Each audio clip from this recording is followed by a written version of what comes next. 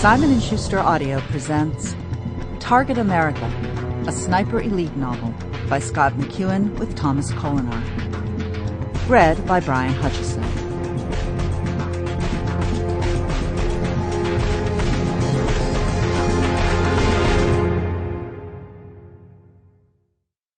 This book is dedicated to the warriors of the SEAL teams that are always in the fight, even when dealt serious injuries and overwhelming odds.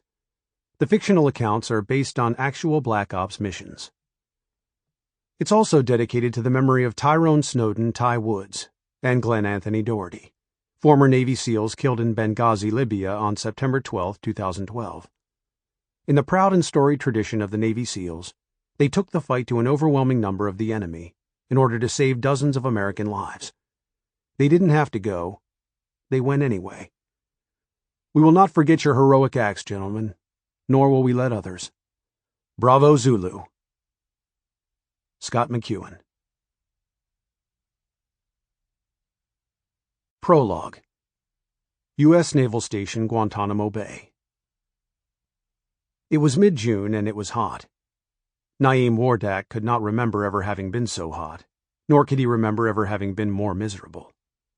He was a prisoner of war in the detention camp at Guantanamo Bay, where he'd been held since his capture in the Weigel Valley of Afghanistan the previous fall.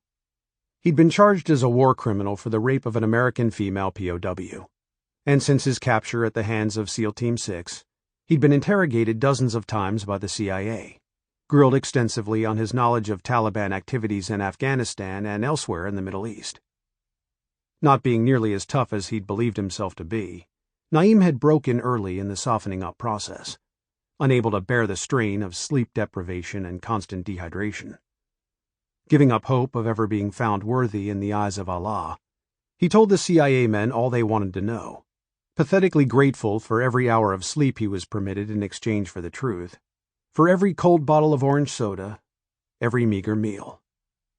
Toward the end, even the smallest of mercies had made him weep like a child in gratitude. Only after the interrogation ceased for good did his shame at last begin to catch up to him. Ultimately, he lost the will even to pray for forgiveness, certain that Allah had turned his back on him. And why shouldn't he turn his back? Naeem had failed in every aspect of the jihad. With the blistering sun at its apex, he sat on his haunches, sagging back against the chain-link fence of his 6x6 outdoor. Sample complete. Ready to continue?